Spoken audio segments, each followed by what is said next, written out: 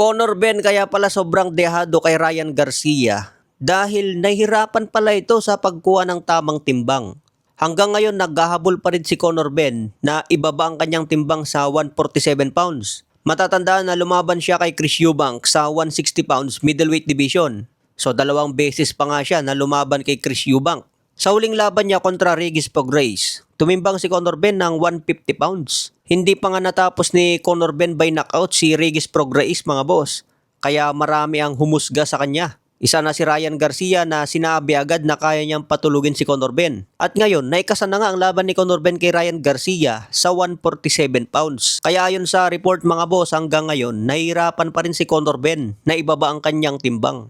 Kaya delikado raw si Conor Ben kung masyadong mapiga ang katawan niya dahil matagal na siyang lumalaban sa mataas na dibisyon. Kung pipilitin raw niya na kunin ang 147 sa final weigh-in at kung hindi makapag-rehydrate ang katawan niya, delikado raw siya kay Ryan Garcia. Kaya sa odds mga boss, sobrang underdog si Conor Ben. Matatanda na ito ang dahilan dati ni Oscar De La Hoya kung bakit daw siya natalo kay pambansang kamao. Sinabi ni De La Hoya na napiga ang katawan niya na lumaban ulit sa 147 pounds. Kahit gusto raw ng utak niya gumalaw at bumato ng suntok, hindi na raw kaya ng katawan niya. Kaya nagulpi siya ni Manny Pacquiao. Kaya ano ang masasabi niyo dito mga boss? Delikado nga ba talaga si Conor Ben kay Ryan Garcia? September 12 na po ang laban mga boss, mahigit isang buwan na lang bakbakan na. Sa iba pang balita, Errol Spence, kahit natalo kay Tim Tszyu, nag-cash out naman. Matatandaan bago pa man may kasang laban ni Spence kay Tim Tszyu.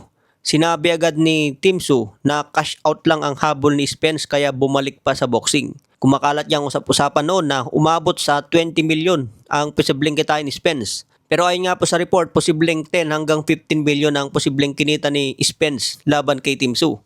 Kahit natalo siya sa laban, malaking pera na yon bago siya magretiro. Sabi nga ni Spence sa kanyang interview, okay na ang kanyang financial. Yung kinita niya sa pagboboxing, kumikita na rin ng pera. Kaya mag-relax na lang daw si Errol Spence at mag-focus sa kanyang pamilya. Sa iba pang balita, hanggang ngayon inaantay pa rin na i-announce kung sino ang kalaban ni Naoya Inoue ngayong December. Dahil babalik nga po si Inoue bago matapos ang taon. Sinasabi na pampainit lang ni Inoue ang laban na ito, hindi ganun ka big fight. Kumbaga parang exercise lang ni Inoue ang itatapat sa kanya bago siya pumalag kay Bam Rodriguez sa 2027. Kung hindi raw may kasagad ang laban kay Bam Rodriguez, rekta na agad si Inoue sa featherweight division. So ang nakaabang nga po dyan na pwede niyang kalabanin si Bruce Carrington mga boss para sa WBC belt. So ang tanong ngayon ng mga fans, paano na si Cuadro Alas kung aakyat si Inoue sa featherweight division? Siyempre mga boss, kailangan habulin niya ni Cuadro Alas. Lalaban na rin siyempre si Casimero sa featherweight para dun sila magtapat.